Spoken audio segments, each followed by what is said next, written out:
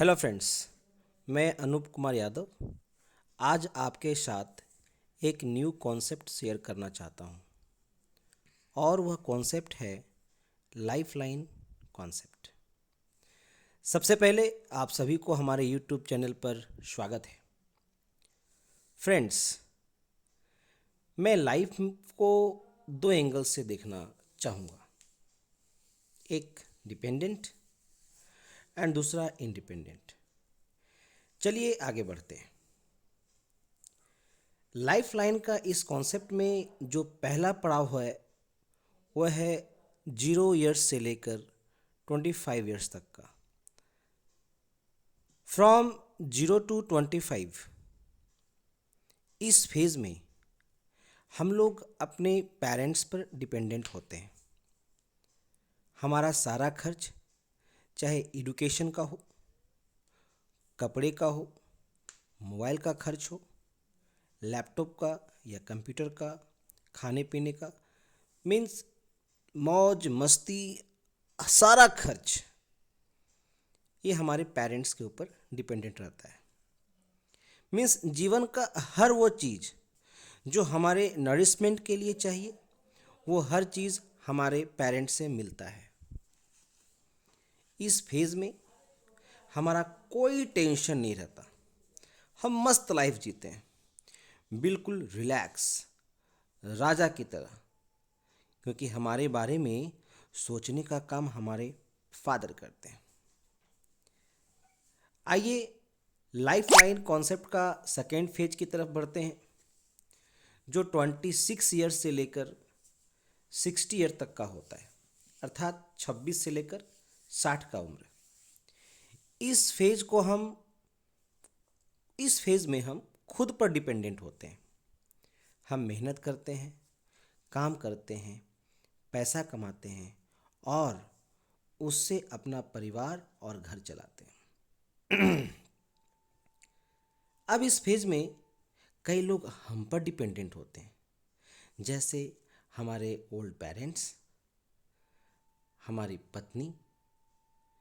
यदि wife job नहीं करती हो तो वह भी हम पर डिपेंडेंट हो सकती है। यदि जॉब करती हो तो वो डिपेंडेंट का उन पर प्रभाव नहीं पड़ेगा।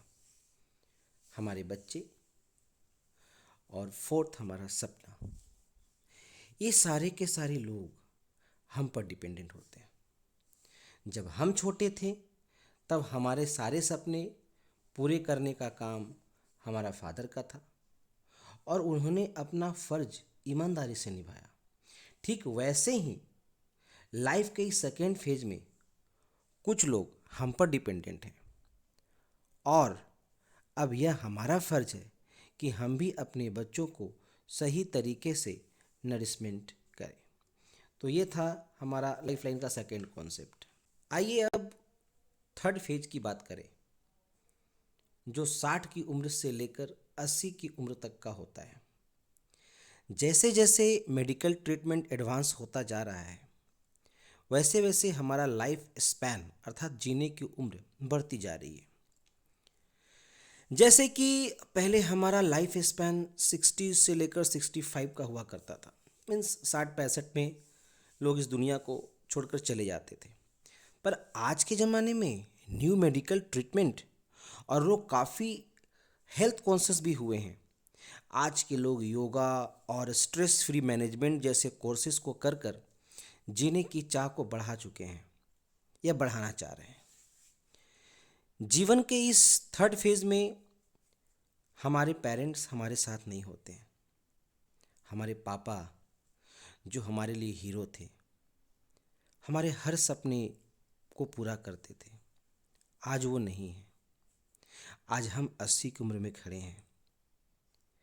यहाँ से आपका दो रास्ता शुरू होता है।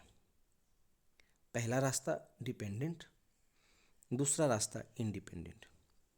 यदि आपके पास हैप्पी रिटायरमेंट फंड है तो आप इंडिपेंडेंट लाइफ जिएंगे, अदरवाइज आपको अपने बच्चे पर डिपेंडेंट लाइफ जीना होगा।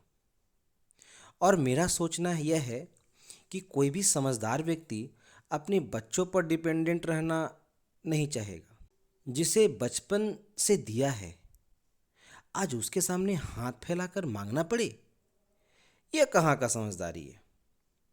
यह तो लेन देन वाला व्यवहार हो गया, गिव एंड टेक पॉलिसी।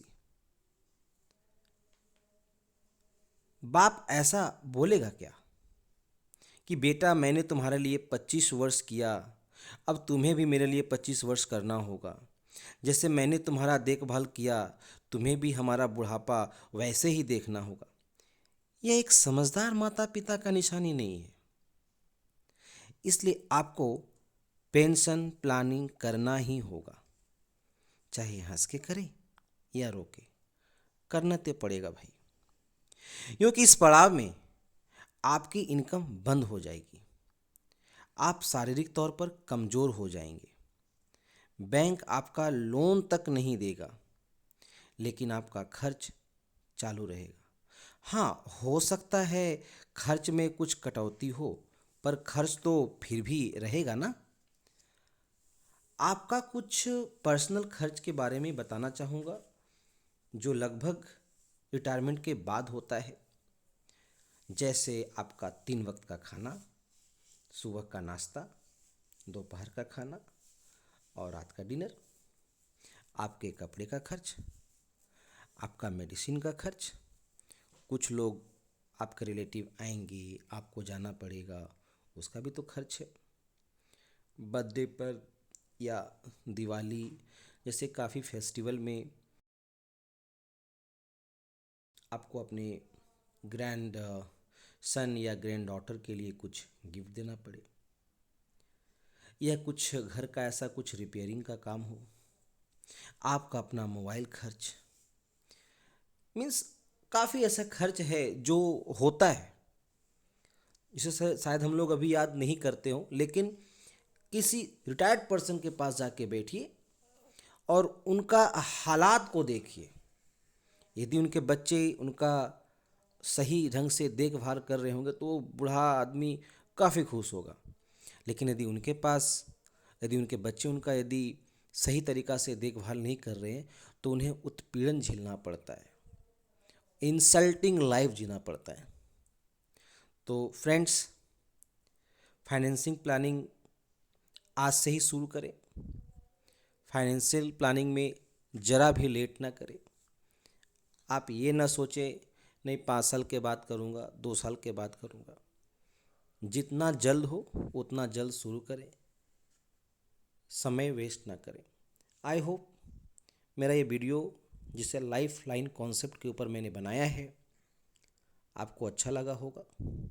बहुत जल्द न्यू वीडियो के साथ मैं आऊँगा।